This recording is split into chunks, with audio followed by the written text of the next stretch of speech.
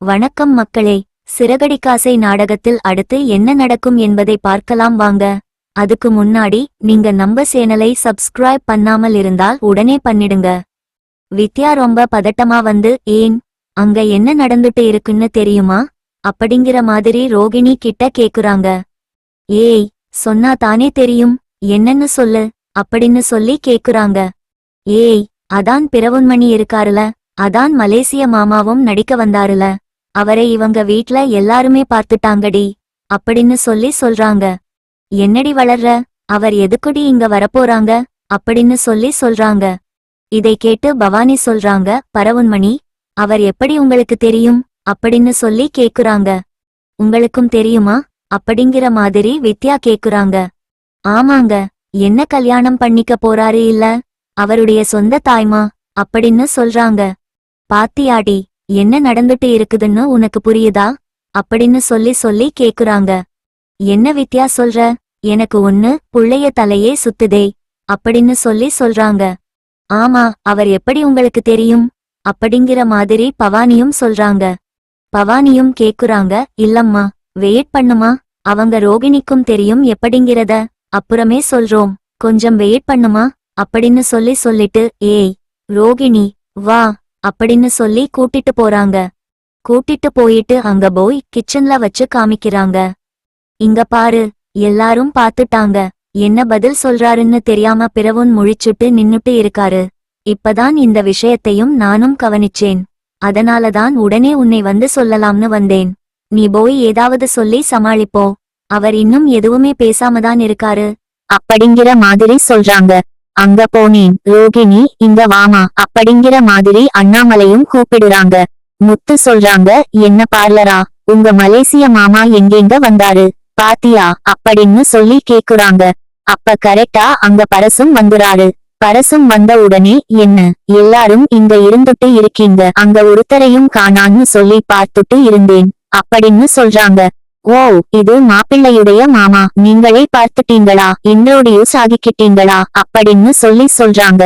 இவருதான் கறிக்கடை வச்சிருக்காரு, நான் கூட அன்னைக்கு கறி வாங்கிட்டு வந்து கொடுத்தேன் இல்லையா அப்படின்னு பேசுறாங்க. அப்பா, இங்க பாத்தீங்களாப்பா என்ன நடந்துட்டு இருக்குதுன்னு சொல்லிட்டு, இந்தா பார்ல அப்படியே பார்த்து ஷாக் ஆகி நின்னுட்டு இருக்குது பாருப்பா, ஏதோ ஒன்னு சமாளிப்பாங்க பாரு அப்படின்னு சொல்றாங்க. அப்போ அங்கமுத்து பக்கத்துல நின்னுட்டு இருக்கிற மனோஜ் சொல்றாங்க, என்னடா, என் ரோகிணி பார்த்தா என்னமோ போய் மேல போய் சொல்லிட்டே இருக்கிற ஆள் மாதிரி உனக்கு தெரியுதாடா அப்படின்னு சொல்றாங்க. நீயே பாரு, என்ன நடக்க போகுதுன்னு நான் தான் சொல்றதுக்கு இருக்குது அப்படின்னு சொல்றாங்க. அப்போ என்ன என்ன நீங்க எங்க அங்கிள் மாதிரியே இருக்கீங்க அப்படிங்கிற மாதிரி டக்குனு பிளேட்ட திருப்பி போட்டு ரோகிணி பேசுறாங்க. இல்லையே, அப்படியா அப்படிங்கிற மாதிரி ஏதோ என்ன சொல்றதுன்னு தெரியாம அப்படியே நின்னுட்டு இருக்காரு. பரவுன்மணி, என்ன பாப்பா சொல்றீங்க அப்படின்னு சொல்றாங்க. அப்பா, அதாவது இந்த பார்லர் அம்மாவே மாட்டிக்கிச்சு பாருப்பா, என்ன சொல்றதுன்னு தெரியாம அவர் மாதிரியே இருக்குறதா அப்படிங்கிற மாதிரி ஏதாவது நம்மளையே சமாளிக்கலாம்னு நினைச்சாங்க. ஆனா அப்படியே இருந்தாலும் கூட குரல் கூடவா அதே மாதிரி இருக்கும் அப்படின்னு சொல்றாங்க. என்ன முத்து சொல்றீங்க நீங்க, நானும் இப்பதான் வந்து வித்யா வந்து சொன்னாங்க, உங்க மாமா மாதிரியே ஒருத்தர் அங்க இருக்கிறாருன்னு சொல்லிட்டு, அதனாலதான் பார்க்க வந்தேன். நான் இவரை முன்ன பின்ன பார்த்ததே கிடையாதே, இவரு ஏதோ எங்க பக்கத்துல ஏதோ கறிக்கட்டை எல்லாம் வச்சிருக்காருன்னு சொல்றாங்க. எனக்கு இங்க யாரையும் தெரியாது, எங்க மாமா மலேசியால இருக்கிறாரு அப்படின்னு சொல்றாங்க. அப்போ அதுவா பாப்பா, எங்க அண்ணன் ஒருத்தர் இருக்காரு அப்படிங்கிற மாதிரி அந்த பிரவுன்மணி சொல்ல ஆரம்பிக்கிறாரு. இதான் சான்ஸ்னு சொல்லிட்டு, ஓ, உங்க அண்ணாவா, ஏற்கனவே மாமா சொல்லி இருக்காரு, உங்களுக்கு கூட பிறந்தவங்க இருக்காங்கன்னு சொல்லிட்டு ட்வின்ஜன் கூட சொன்னாரு அப்படின்னு சொல்றாங்க. அப்பா, நல்லா சமாளிக்குதுப்பா அப்படிங்கிற மாதிரி முத்து அண்ணாமட்ட சொல்றாங்க.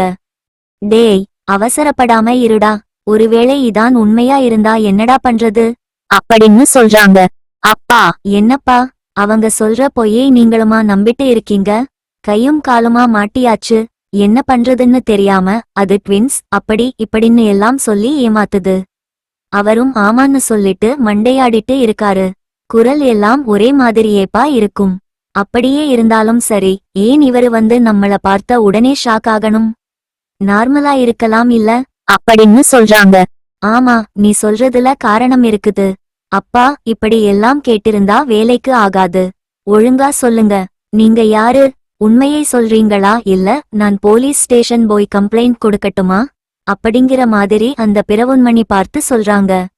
என்ன பார்லமா, நீங்க சொல்ற உண்மை போய் எல்லாத்தையும் நம்பணும் நினைக்கிறீங்களா? நாங்க ஏற்கனவே உங்கள பத்தி எல்லாம் விசாரிச்சிட்டோம். பார்வதி ஆண்டி கிட்ட போய் கேட்டோம். நீங்க மலேசியால தான் இருந்தீங்களா? பார்த்திருக்கீங்களா? எப்படி தெரியும்? அப்படின்னு சொல்லிட்டு அவங்களுக்கு நீங்க சொல்றத வச்சுதான் தெரியும் மவழிஞ்சு. மத்தபடி நீங்க அங்க இருக்கிறது உண்மையா பொய்யான்னு அவங்களுக்கும் தெரியாது. ஆனா பார்வதி அத்த சொல்றத வச்சதே எங்க அம்மாவும் நம்பி இருக்காங்க. நீங்க எல்லாத்தையும் வந்து நம்ப வச்சு கழுத்து எடுத்துட்டு இருக்கீங்க.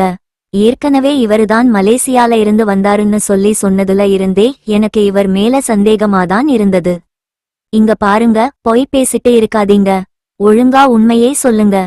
அப்படியே இருந்தாலும் அது நீங்க மலேசியால தான். உங்க மாமா இருக்காருங்கிறதுக்கு எவிடன்ஸ் ஏதாவது இருக்குதா? அதை காமிங்க. நீங்க மலேசியால இருந்து வந்தேன்னு சொல்றீங்களே, இன்ன வரைக்கும் நீங்க அங்க இருந்து ஏதாவது ஒன்னு காமிச்சிருக்கீங்களா? ஒரு போட்டோவாவது காமிச்சிருக்கீங்களா? அப்பா நீங்களே கேளுப்பா அப்படின்னு சொல்றாங்க. ஆமாண்டா முத்து, நீ சொல்றதும் கரெக்டு தான். இன்ன வரைக்கும் ஒரு போட்டோவாவது காமிச்சிருக்கியாமா? ஒண்ணுமே இல்லையாம்மா. எப்படிமா நம்ப சொல்ற? எதை வச்சுமா நம்ப சொல்ற? இவரு உங்க மாமா கிடையாதுன்னு சொல்லிட்டு. ஆனா பேச்சு நடவடிக்கை எல்லாமே பார்த்தா உங்க மாமா மாதிரியே தானே இருக்குது அப்படின்னு சொல்றாங்க. அப்ப கரெக்டா இந்த விஷயத்தை எல்லாம் கேள்விப்பட்டு விஜயாவும் அடிச்சு விழுந்துட்டு வந்துறாங்க. என்ன ரோகிணி இதெல்லாம் அப்படின்னு சொல்லி கேக்குறாங்க. இல்ல எங்க ஆண்டி, இவங்க தான் ஏதோ தெரியாம பேசிட்டு இருக்காங்க. எங்க மாமாவே இருக்கிறாரு, அதுக்காக எங்க மாமா ஆகிட முடியுமா? அவர் வெளிநாட்டுல பெரிய பிசினஸ் எல்லாம் பண்ணிட்டு இருக்காரு. அவர் எதுக்கு இங்க வந்து கறிக்கடை எல்லாம் வச்சிருக்கணும்? அப்படிங்கிற மாதிரி சொல்றாங்க. இல்ல ரோகிணி, அப்படி சொல்றியா நீ? அப்படிங்கிற மாதிரி நினைச்சிட்டு ஏன்னா அதான் அவ சொல்றாளாடா. அப்புறம் என்னடா, உனக்கு என்னடா பிரச்சனை? அப்படிங்கிற மாதிரி விஜயா ரோகிணிக்கு சப்போர்ட் பண்ணி பேசுறாங்க. நீங்க இப்படி அவங்க சொல்றதெல்லாம் கரெக்ட்னு சொல்லி நம்பிட்டு இருக்கிறதுனால தான் காதுல பூசிட்டு இருக்காங்க அப்படின்னு சொல்றாங்க. அப்ப மனோஜ் கோவப்பட்டு என்னடா பொய் பேசுறான்னு சொல்றியா ரோகிணிய? அப்படின்னு சொல்றாங்க. இதெல்லாம் என்னடா சந்தேகம், அதானடா உண்மை அப்படின்னு சொல்றாங்க. அப்போ பரசு சொல்றாரு, அண்ணாமலை இந்த பிரச்சனையெல்லாம் அப்புறமே பேசிக்கலாமே, முகூர்த்தத்துக்கு டைம் ஆயிடுச்சு அப்படின்னு சொல்றாங்க. அப்போ முத்துக்கிட்ட அண்ணாமலை சொல்றதும் சொல்லிட்டு முத்து சொல்றாங்க, அதுவும் சரிதான் மாமா. எங்க பிரச்சனை எங்களோட இருக்கட்டும். இது எனக்கு தெரிஞ்சது பொய்யாதான் இருக்கும்.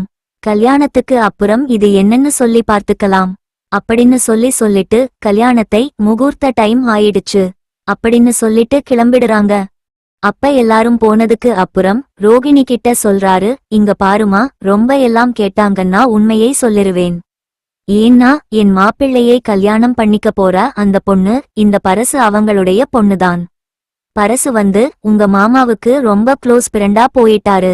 நாளைக்கு ஏதாவது பிரச்சனை வந்ததுன்னா, கடைசில என் மாப்பிள்ளைக்கு ஏதாவது வாழ்க்கையில பிரச்சனை வந்ததுன்னா என்ன பண்ண முடியுமா? அப்படின்னு சொல்றாங்க. இங்க பாருங்க, நீங்க எதுவும் வாய் திறக்காம இருங்க.